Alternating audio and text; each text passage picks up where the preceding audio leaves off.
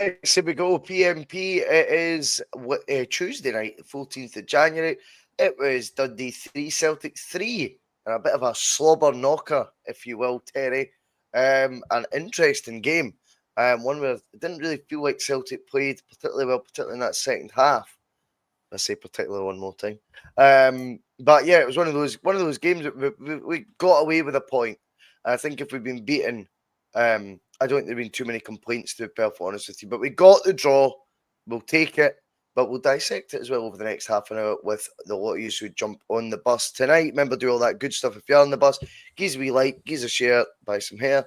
Remember, hit the subscribe button. If you've not hit the subscribe, if you are a subscriber, you've not hit the bell yet, hit the bell. You never miss a bus. We are on most days a week these days, so jump on. And if you want to become a member, it's $1.99 a month. It's totally optional. Yada yada yada. Piesports.com, tasty pastry treats, and it's 12.5% off if you use the code BUS1888. It's all on the wee ticker at the bottom as well. Right, okay, Terry, where do we start? Whenever you and me spoke at the weekend there, I was saying I was looking forward to this game because I was anticipating something similar to Dundee's performance against Rangers last week, and you then tempered that with you didn't think they would be able to do that because Celtic wouldn't let them. And I think we got both of those tonight. In the first half, we got what you expected, which was Celtic utter dominance up until a couple of minutes before half time, with enough chances to bury the game. Didn't get the second goal. And then the second half was kind of what I had expected, which was high octane, high energy, high aggression from Dundee, causing us lots of problems. And the two halves were so different. And whenever we were approaching halftime and we were 1-up, and Dundee hadn't really caused us any issues at all until the goal, which we could have defended better. They scored from our corner essentially, which is never a good thing. Although you have to say the guy took it really well. He was allowed to cut in onto his right foot, but once he'd done that, he got his shot away really quickly. So I think he took the goalkeeper by surprise. There was a slight nick, but other than that, there didn't seem to be an awful lot to be concerned about. But the second half then just unfolded and the way I had kind of thought the game might go pre-match, which was based on what I had watched with Dundee last Thursday. So all in all, it was an exciting sort of end-to-end game in the second half. And yeah, we haven't got the result that we would have wanted or we would have expected. I think you've got to give quite a bit of credit to Dundee for the way they approached the game, especially in the second half. All too often, we see teams not try to put it up to us, and they've gone the opposite way. They've maybe, I don't know, the manager he's maybe took some of the learnings from our match at Ibrox recently, where we didn't deal with an aggressive approach, and we didn't deal with it again today. We didn't defend well. That's another 3 goals shipped. We're not keeping the clean sheets just with the same regularity as we were 2-3 weeks ago. We're starting to lose sloppy goals. We're starting to look. I thought we were bullied quite a lot tonight across the midfield and our defence as well. I thought Trusty was very weak. I think him and Scales, it's whichever one's on the bench kind of looks the best option at the minute. The way both of those are going, but whenever the manager brought Scales on in the cup final, he said that he was bringing Scales on for his distribution. But whenever we talk about Trusty, it's his athleticism and strength and pace. But my God, he wasn't strong tonight. He was bullied by Simon Murray. Is it Simon Murray? Yeah. He was bullied by him. He just didn't fancy it you could see early on, there was the time where Murray was flailing his hands in a reaction to a teammate and he caught Trusty in the face and he was yapping and crying about that. And then later on, he was rolling about in the ground because somebody stood on his toe. do me a favour, as Roy Keane would say. Like, it's very, very weak. And it's not just a picking on one player. Yeah. I just thought you want your centre backs to be big and strong and defend. And it reminded me a wee bit of Julian sometimes whenever he came up against a centre forward who was aggressive and put himself about. He, to me, didn't fancy it. He was happy enough in games where sort of roll it and do it in cruise control, but when somebody actually put it up to him, I didn't fancy Julian, and I see signs of the same with Trusty.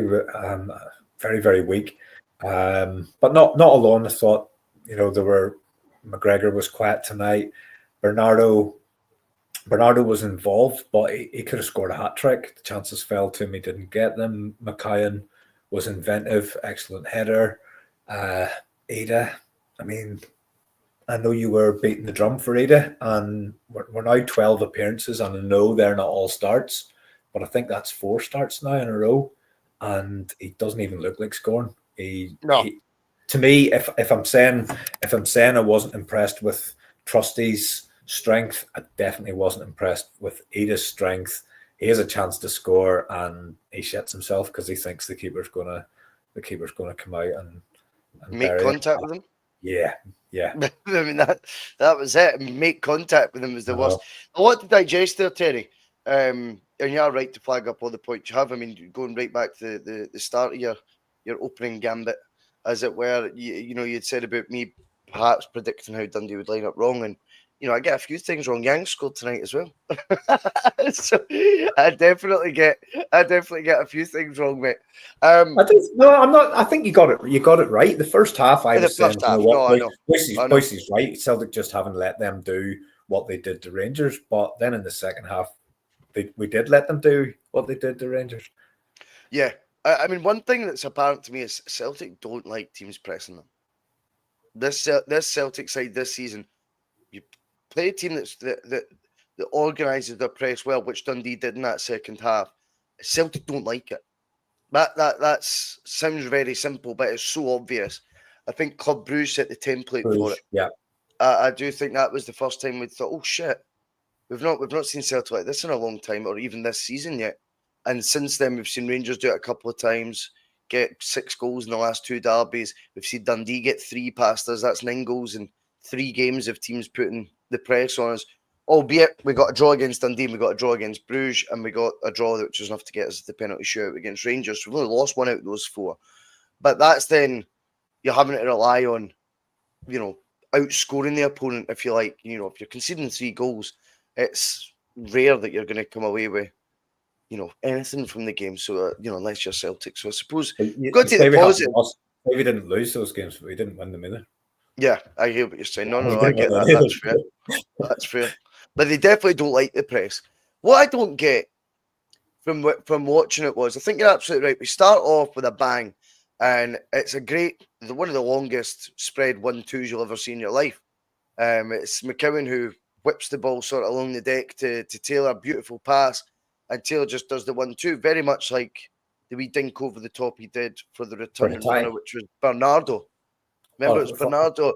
Remember Bernardo's volley at Celtic Park, and he didn't score it. I'm thinking of the Aberdeen, the equaliser against Aberdeen, where Taylor picks the tatty out at the far post.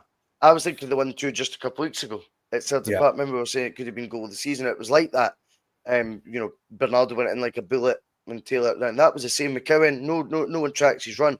A lot of work to do there. It was a great header. It was a bit of a throwback goal. That header reminded me of sort of Celtic in the early 2000s, that sort of goal. It was, a Petrov coming in and scoring a goal like that. It was very reminiscent of that for me. And we're off the bang, and we're in complete control, Terry. The possession stats came up just after half time, even though it was 1-1 by this point, but it was 83% again. So Celtic were dominating that first half, looked in cruise control. And you're right, Dundee didn't come out and try and do the press, maybe as I didn't think they would. But boy, oh boy, what a difference a goal makes for a team. And now they get the goal in the stroke of half time. And if you want to talk about the goal, from my point of view, I know there'll be a lot. We always want to focus on the Celtic perspective, and I get that. I just thought it was a brilliantly taken goal. I think Johnston's tried to stand him up. He's not really shown him down the inside because his body's actually still facing the outside Johnston.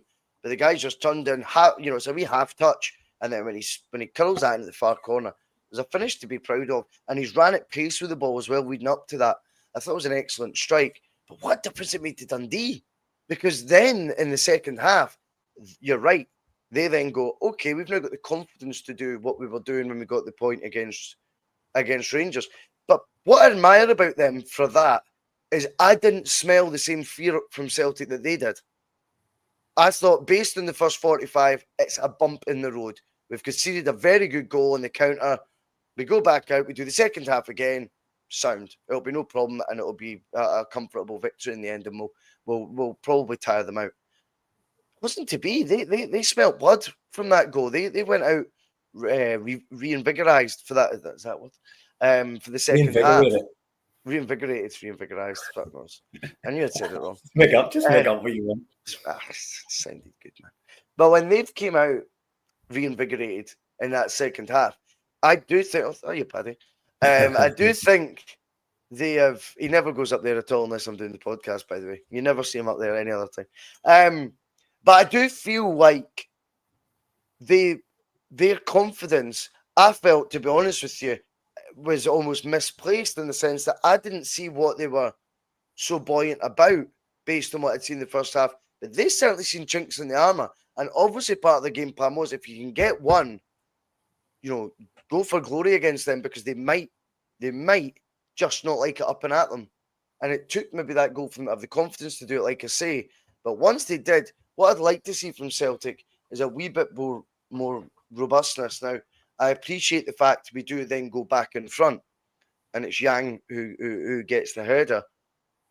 But we've then conceded another 2 to go 3-2 down. And see if it finished 3-2. I don't think there have been too many complaints from the fans because your recency bias would lead you to such an appalling second half that would have been fair. But when you actually look at the first half and you combine it with the second, a draw was probably a fair result.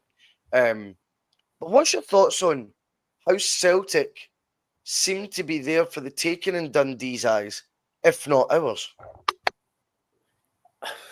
I thought we were good in the first half. If we don't concede that goal just before half time, you're looking at another good half of controlled dominance where we've created lots of chances.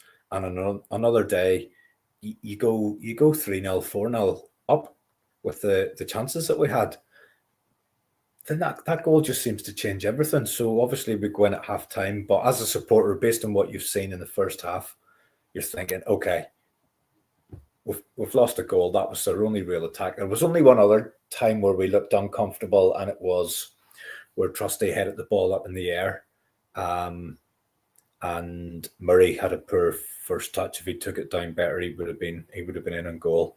But other than that, and then the goal, which I do agree with you, the guys took it really well, and we always do look at goals from the perspective of Celtic shouldn't have conceded that. What could we have done not to concede that? But I think sometimes you do have to say that's an excellent finish. And for him to hit it so quick after he cuts inside, I mean, when he cuts inside, I would imagine Johnson knows that he's got other bodies in there. He's expecting the guy to take another touch to the right, which is going to take him into the traffic. But he hits it so quick, and he catches Michael out as well.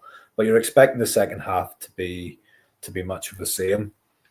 We do go in front again, and then again you're sort of thinking, right, that's it.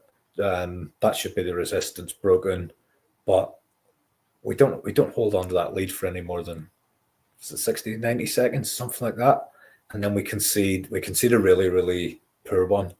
I think it was a diagonal ball out onto our left side.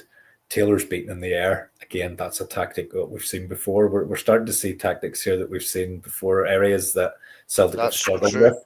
And, am I giving the Dundee manager too much credit? I'm not sure. He's quite well regarded for his work. But there's a crossfield ball to the left. Taylor is out jumped. Then Trusty's got to deal with that. He runs across. He's favourite to get it. And again, he's just out muscled. And I think that the deflection of Carter Vickers is unlucky. It wrong foots Schmeichel and the ball ends up in the net. But to me, your culpability there is initially with Taylor, but at the end of the day, he's the size that he is, and he can't be any bigger, and we know what size he is. But Trusty has got to do much better than that. He's got to be much stronger. Having said all of that, when that goes 2-2, we're still expecting this Celtic team to be able to deal with the adversity and to be able to whop another gear. We bring on Engels, who's been getting a lot of credit. We bring on Kuhn, who's been our star man this season. And neither really had the impact. I know Kuhn's won the penalty and Engels then scored it. But we kind of expected those ones to come on. We'd sent for the big guns, and they would be able to change the sort of course of the game. But we weren't, because by that stage, Dundee were just on such a crest of a wave.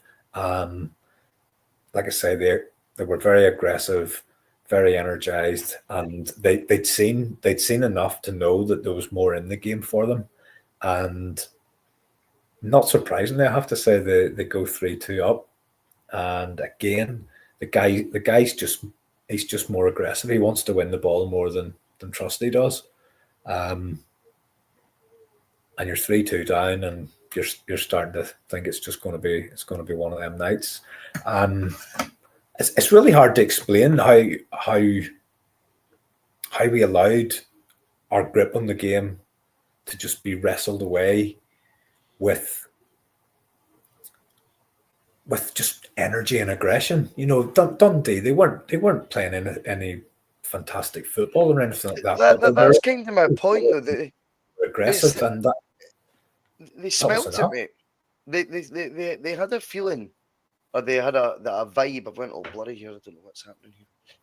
But they definitely sensed Celtic were there for the taking pretty early on, in terms of, from scoring. That kind of was where their belief system was sort of set up, Terry. And maybe it takes certain individuals. I know we're not wanting to go down the road of just completely blaming Trusty or whatever. Do you know what I mean? I get that. But if you're going to say someone who embodies, are they up for this tonight? Then maybe he does embody that tonight. In tonight's example of, maybe he was one of the main reasons. If they were looking at Celtic as a whole, and then you make Trusty the face of that Celtic, you would say, well, he's not up for it. He doesn't fancy it. This is our conditions, our climate, and he looks like he's greeting in the first half already over fuck all. He already is, at fault for a goal. Let's carry on our momentum. That's how it kind of felt like. They're thinking that the team's full of that mentality, maybe. And I'm not saying Celtic were in any way, shape, or form, but they had 11 players all at it with a positive mindset in that second half. Celtic didn't. Celtic did not. There's no two ways about that. And it wasn't just Trusty, so it'd be remiss just to pick on him. I've got to be honest. I mean, you know how big a fan I am of Luke McCowan. I thought his goal was absolutely stunning. He fades. Or he faded, I should say. I don't want to make it all fucking sound like it's all the time. But he did fade again out of the game. Callum McGregor, I mean, how many times did the commentator even say his name? Very, very ineffective tonight from him. Normally the guy we try and look to get the ball to start our next sort of wave of attack beginning. Didn't seem to be either looking for the ball as much or getting given the ball as much. We didn't seem as involved. Adamida shirking that goalkeeper challenge that you were talking about earlier. Again, these are all just wee things. If you're in the opposition, the psychology of the game. If you're in the opposition, you're sensing that it might be our night tonight. There's just 3 or 4 personality-wise, you're looking at going, well, Callum McGregor's been non-existent, their captain. Usually he runs the show, and it's him who dominates midfield, and you've got to kind of beat Calmac to beat Celtic. You've then got their centre-back who's looking right ropey and doesn't look like he fancies the challenge. And you've got Adamida who's jumping out the road of a goalkeeper's gloves instead of putting the ball in the back of the net. Just those 3 examples, Terry, are 3 examples that if you're in the opposition team, you'd be looking at it and thinking, which one of these, are they all thinking like this? Are they actually up for what is a cold Tuesday night in Dundee? that they say that about Stoke in England. I mean, well, this is Dens Park on a cold Tuesday night, and I think we were found wanting a wee bit in that department, Terry. And I'm just trying to give you sort of my take on why that perhaps a percentage of that reason could have been. I think the concerning thing is we don't seem to have anybody who's able to stand up to a team that puts it up to us. And I'm just thinking here in the post-match after that Rangers game, I talked about the need for us to deal with the physicality of Rangers, and I pointed out that on the bench we had Mackay, Ida and Trusty, but sure, all three of them started tonight and we weren't able to cope with the physicality at Dundee. So whenever a team is being aggressive and is bullying us, do we actually have somebody that can stand up to that? Who? And I know a lot of supporters have been calling out for. I know that the terminology that's used is a midfield enforcer, but it's concerning that tonight and a couple of weeks ago we had no answer to the physicality of Rangers or Dundee. There was nobody at all who was able to stand up to that and mix it with them and show them that we weren't going to be bullied. And I think that's what we've shown. You can bully this team, and all in all, it makes Saturday night. Press Celtic high up the pitch, as I say, in a proper pressing system. One that has to be as a unit. You know what I mean, Terry? There's no point in 3 Dundee players pressing high and then the midfield's a mile back, which I think did happen at one instance, if I remember rightly. Where I thought, fucking hell, their team's they've not executed that press at all properly. But on the whole, see when teams do it as a whole team and they've got the press right in the right areas and it's obviously well thought out and has been worked on. Celtic struggle with that. Then you add in the physical aspects that you're talking about right now, and you're absolutely right. It's a recipe for disaster for the Celtic team, and that's one of the sort of hurdles that we're going to have this season that we need to find a way to overcome. The answer can't always be recruitment as well. I'm huge on player recruitment. We've done a million shows on Celtic's transfer lack of strategy at times. But I also think within, there has to be, at times you go horses for courses. And I do feel as though the side's been picked by Brendan in terms of his squad rotation this year. And I'm loath to criticise Brendan, as you know, but I do when I think it's fair. But I've not seen patterns or something that makes total sense in my brain why certain players have been rotated when they have, and then others haven't when they should have been. And then certain profiles of players don't start games that might be more fitting to their sort of physical attributes than others. It seems to have been kind of, oh yeah, you're due a game now. I know it's not the case, obviously, by the way, but I'm just saying I can't see the patterns as to why he would, this player be taken out for, why is it a Tati started the last away game, for example, instead of it being Engels Bernardo? That would look to me, that would have made more sense. Tonight, it's, I would, if we're going to be playing Kyogo sort of, I know he's meant to be playing right on the formation sheet, but he kind of just plays, sort of roaming around that final third, doesn't he? He doesn't go to the left as much, but the right and centre. And McCowan sort of was shifting out right as well. I think we needed to make sure. I would have been playing Engels based on the fact he said he's 4-man of the match of late. He's in the form of his life. What's he taking out for tonight? It's everything just seems a wee bit stop-start. And I think the progression of players, and then you could look to an Adamida, for example. Engels is the one that sort of raised an eyebrow for me, because he has been really coming onto a game, and although the manager won't admit it, he will have one eye on the young boys game and the position that we're in the league. Whilst obviously we give every team the utmost respect, but we can now plan for certain games, and I would have thought if you were going to give Engels a rest, you probably would have given him a rest on Saturday coming in the home game against Killie in the Cup. You would have played him tonight and then let him sit out Saturday so that he's got a full week's gap between tonight's game and the boys' game. Exactly. But that doesn't happen. And Yeah, it's hard to kind of work out. But that said, Boise, I thought Bernardo and McKayan, they came in. I thought both of those were excellent in the first half, and I think the result I didn't obviously. think Bernardo was tonight, mate. I've got to disagree on the Bernardo one. Yeah, I just well, I seen him play a 10-yard ball straight out the park. That was in the first half. He was just on the deck. yeah, I don't know how he's I missed his suppose man. He missed the what I'm sitter as thinking about well, is pal. he was getting into the right positions. He should score. He should score when he hits the bar. I mean, he's got Yeah, a that score there, effort as well. Yeah, and he yeah, gets yeah. another one later. But he was looking dangerous. I don't think he McKayan, was excellent though, pal. He wasn't. no, He wasn't, mate. no, he McCowan was wasn't. a lot more lively than him, but again, second half, seen nothing of him before he was But taken off. I thought he had a bit I low. was happy. I was happy until Dundee scored. I was happy with the performance, and I think that'll be forgotten.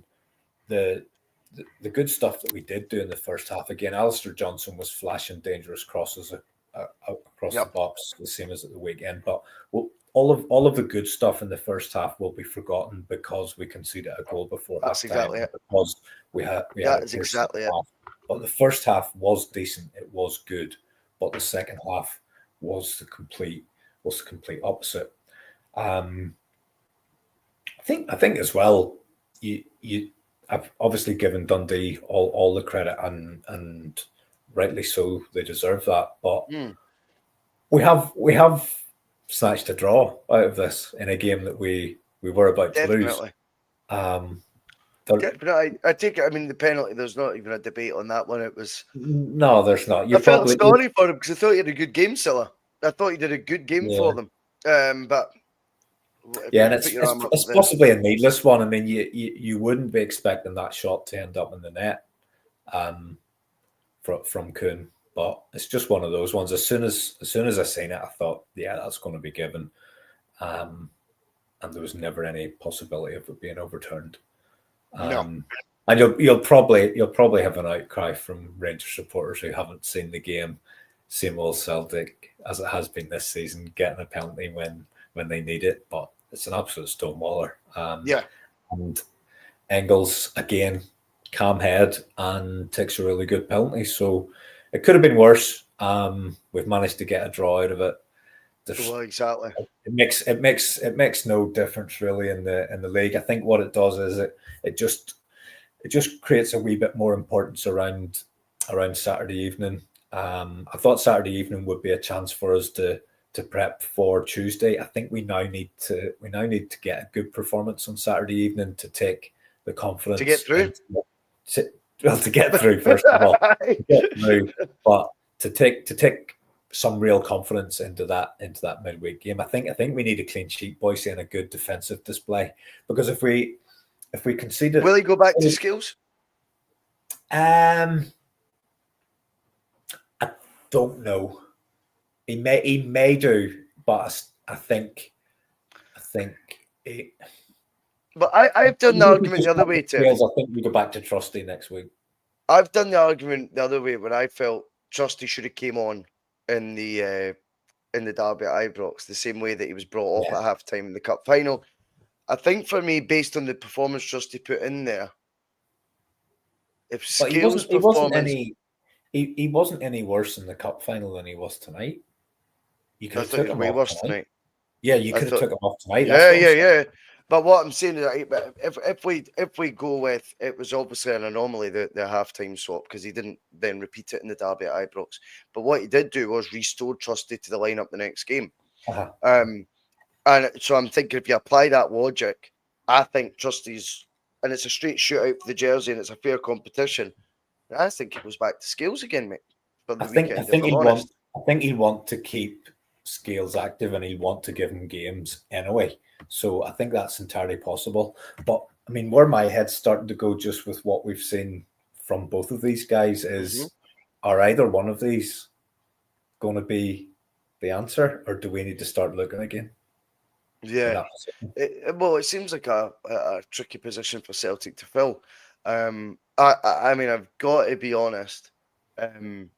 Scales is a player that's probably done the best job at the left centre back for a while. I mean, you need to remember when Starfelt was there, Starfelt wasn't the answer for most either. I think the revisionism on him from a lot of fans is fascinating because he was a donkey, I think, to a lot of people throughout bomb scare. That was the word that got used a lot. Yeah, I wasn't a big fan of Starfelt. I mean, well, it was rife. It was absolutely rife, and now it was, of course, he was part of this amazing partnership and all that. But at the time, he got pelters. Trust me, Trusty. But Trusty, who's came in now, looks to be again Starfelt level. I would say Starfelt standard. Scales, I think, without being harsh, Scales is judged on a lower bar because he doesn't have the big price tag. He's not doesn't come in as a Swedish international like Starfelt. Doesn't come in from the Premier League like Trusty did. And whilst he's had some excellent performances, no two ways, I do think it's easier to do well if you're Liam Scales than it is to do well if you're Austin Trusty. That's just my opinion, right? I think that you would get the benefit of the doubt a hell of a lot more, probably subconsciously, but that's the way it is. However, in fairness in the interest of fairness for competition for places, I think he's earned as long as he's training well right now. Once one guy slips up and drops the ball, the other guy goes in, and I think Scales starts at the weekend. We see how he goes, and if he plays a belter, I wouldn't be surprised to see him start the home game against Young Boys. Well, then it's not good. It's not good to just keep chopping and changing. We need somebody to come in and nail that position down. I maybe slightly disagree. I was Starfelt's biggest critic, but what I wanted Starfelt to be able to do, it was in possession that he annoyed me, because I wanted him to be like Christopher Ayer and bringing the ball out, and that I think that's what we need in a Celtic centre half, because the way a lot of teams set up against us in the SPL, you need a centre half who's confident, taking the ball, taking it into the opposition's half, and just being able to run past people.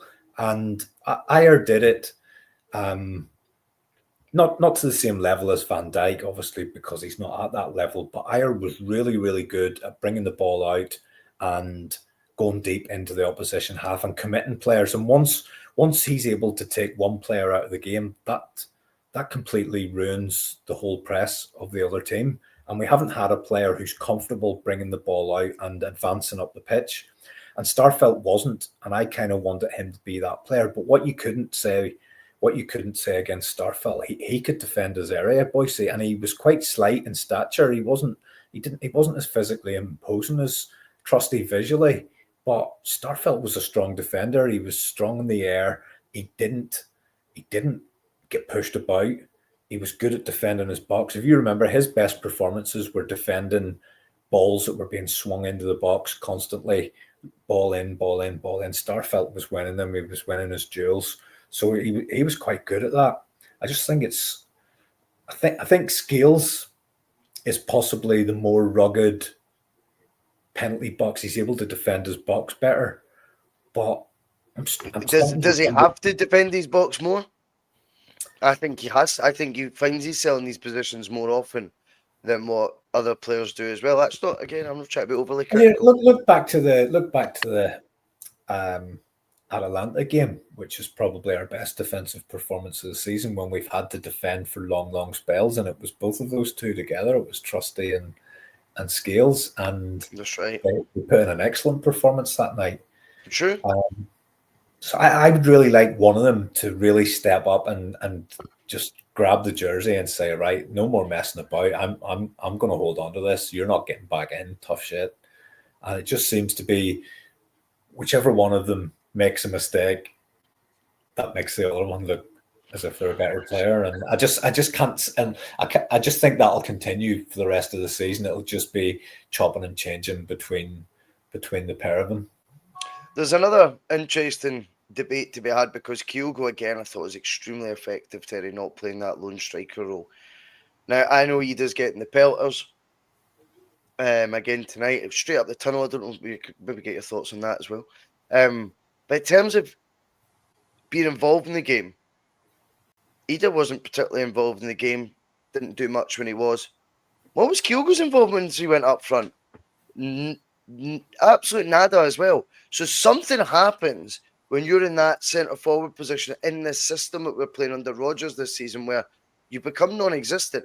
You contrast and compare the touches on the ball and the effectiveness and the effect Kyogo had in this game tonight up until he goes up top. Now, I know there was other subs made and that can disrupt the flow and stuff as well, so I take that into account. But the reality is, it was very much like all of Kyogo's other performances up there. It's much like Adam Ida's performances up there. They're not involved enough. They seem to be isolated. What do you think's leading to that? I'm not a tactician by any means. I know you're not either. But if you've got any sort of take on it, I'd be intrigued to hear it. Or if anyone in the chat does, because I've not really looked at that. Because I don't get how playing slightly further forward than you were completely transforms your effectiveness. And don't think I'm putting this on Kyogo's doorstep, by the way, because I'm actually not. Because I'm seeing so many good things from the last 2 games when he's not playing in that role. And he literally just followed in Adam Ida's footsteps once he went up there and was non-effective, just as non-effective as him. I don't get it. I'm not quite sure when you're looking at 2 completely different styles of striker and neither of them seem to have any impact on how we're playing right now. They can't get involved in the game. They don't have enough touches. When they do have touches, they're few and far between. The confidence is shot a bit and they look a wee bit hesitant. You see Kyogo, once he's getting early touches on the ball, he's in his groove. Fucking hell, man. He's a joy to watch. No 2 ways, but that's not playing up top. That's playing in a different role. I'm not quite sure what the answer is for that position. It's almost becoming to me a bit of a problem position. And it's not because of the individuals, I don't think now. Ida, albeit whilst off the ball, and I don't off the boil, and I don't admire him pulling out of that chance he had with the goalkeeper. We've seen loads of these performances from both Ida and Kyogo this season. And as I say, Kyogo's drop-off from being in the other position, whatever that may be, at the start, fuck knows how to try to define it. But whatever that may be, to then once he's put up top, is there in front of your eyes. He fell off a cliff, mate. And that's a worry that Rodgers hasn't got a way to get these guys more involved. What role have they been asked to do? It does confuse me. This will sound really strange, and I know he wasn't on for most of tonight's game, but I don't think Nicholas Kuhn, I don't think his style suits a centre forward like Kyogo, because when we talked about Kyogo in his sort of peak, there were just balls being fizzed across the box from close to the byline, and he was nipping in and getting in front. But I know he can go both ways, Kuhn, but majority of the time he cuts in on his left foot. And Kyogo, where's he meant to run? If Kuhn's always cutting in and coming into that central area, it's very difficult for a striker. He's not going to find Kyogo. And you tend to, when Kuhn's playing, you tend to get your width from Johnson, because whenever Kuhn goes infield, Johnson then overlaps. And again, he faced a few crosses over. I know it was Kyogo's cross that led to the chance for Ida, but Johnson had 2 good crosses in the first half, and there was one that was just it was just over everybody's head. But I'm wondering, is Kyogo struggling to know where to go whenever Nicholas Kuhn's constantly chopping in inside? And I mean, Kuhn's been the player of the season for me, but I'm just, I suppose, like you and like a lot of people, I'm trying to work out. Trying to get to the bottom of it. What is the issue? Why can a centre forward playing for Celtic? Because I mean, let's face it, a centre forward playing for Celtic should be banging in goals left, right, and centre. Do you know what I mean? Even an out of form one, Terry. Even an out of form Celtic striker can still be getting it, but they just don't seem involved at all. Neither of them do once they go up there. And I think today was a great way for fans to be able to see that with their own eyes, because, well, it's the same guy. Kyogo has been all over the place, on the ball, put wicked crosses in. Very, very good cross. I like that low ball that he put in, which ended up getting flicked up for Yang to header in our second goal. But not only that, just these wee touches. He's uninvolved. He's a menace, and he's got so much quality in the ball. Very clever in the ball. Yet he goes up top. You see nothing, and then Adam Ida will get all the pelters again. Neither of them do fuck all when they're up there, mate. Well, who would you play up front at the weekend? See, I'd be tempted to go with the same again, just to get Kyogo on the ball. I'd be tempted to throw Kenny in. Just totally left field to throw Kenny in. I wonder if there'd be too many mitigating factors to stop that. I know it's a ruthless business. I'm just trying to think from their point of view. You take the 9 million striker out that you've haggled the board with to bent over, bear in mind they didn't want to pay 5 million for him at the end of the season, so they ended up going for 9. I think he'll persevere with him, if I'm honest. I think he will. I don't think there's any way Kenny. But what my logic is that Edis had 12 appearances, albeit not all from the start, hasn't scored. Kyogo, I'd prefer him to be wrapped up for Tuesday night. Yes, it's a cup game. Yes, we need to win it, but we're home to Kilmarnock. And the manager said the other day in his presser that the club would assess Johnny Kenny to decide whether we keep him about the place or we loan him out again. Well, what are you going to assess him on? How he sits on the bus on away matches? Get him onto the pitch and give the guy a go. You're going to assess him in 15 minutes at Ross County. He's not going to play against young boys. He's not going to play against Villa. But how much of a priority is that in terms of that being on the radar between that and getting Adam Idah up to scratch? They're going to prioritise Adam Idah. They're going to prioritize. They're 100%. He's going to be more of an importance. Are we just going to keep picking him until he? Well, you can't have it both ways. Yeah. You can't have it both ways because we have also debated on the show that Adam Idah started one game, then he'd be on the bench for 2, then he'd start one out of nowhere, like the Waka patterns I was talking about earlier. Now he has started 4 games and he hasn't impressed. But to say that would be like a crazy run. I mean, Kyogo started 4 games out of form plenty of times in his time at Celtic. No 2 ways. Maybe it was a wee bit more Edith doesn't look like scoring. I agree. But again, I'll go back to it. I think the mitigating factors of the fact he's on the wages that he is, the money that he costs to bring in, I think he would be prioritised as someone to persevere with before worrying about what they do with Johnny Kenny. I think they'll give that to the full extent of January before they make that call, to be honest with you, Terry. I'm not saying that's right. I just think that's the attitude that they would take on that one. Fair enough. What do you make of him going down the tunnel when he comes off? Apparently, it's not the first time he's done it. It's the first time I've noticed. This was Idah, was it? I pay attention. Yeah. Idah goes down the tunnel. Was there also a reaction from Taylor when he went off? Well, there was. Yeah. I agree. I think it's a weird one. I'm not quite sure. I'm not quite sure what that's all about. It's not a good signal, is it? No, we've talked about the perceived unity within the squad, and people know that they're gonna, when they're not in the team, they're ready to come on and do their bit, and it's just little bits of petulance creeping in, and it's stuff that we don't need. It's the same as I said, just when Rodgers had his moment when he was calling out the fans and stuff. It's just drama that you don't need. If you neither of them could really have any complaints about being substituted. I don't know. I don't understand what the problem is. It's not a good look. What does he expect? He's had 4 starts in a row and he's done fuck all. What does he want?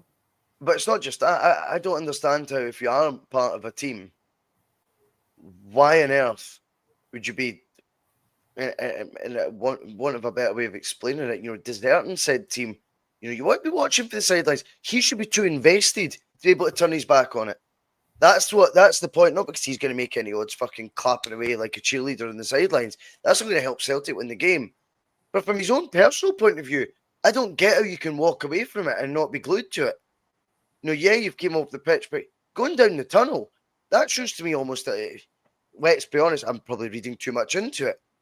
But you're leaving yourself open for things to be read into too much by doing such actions as walking down the tunnel. And for me, it looks like a lack of interest. Don't turn your back on the fucking game. Go down the tunnel with everyone else at full time. Stop making it almost, it's like self-indulgence. I don't get it. And maybe there is a reason for it. Maybe there's something that needs to. Maybe he's just maybe he's just completely frustrated with his own performances, and which is true. But I still think things in the heat of the moment, which I get. And that's one hypothesis. But again, as I say, you've left yourself open to a million of them. And trust me, the Celtic fan or Celtic sport will duly oblige in coming up with 10,000 theories as to what that means, how it looks, and why you've done it. Other than that, Terry, look, at the end of the day, we got a point. We're 16 clear now at the top.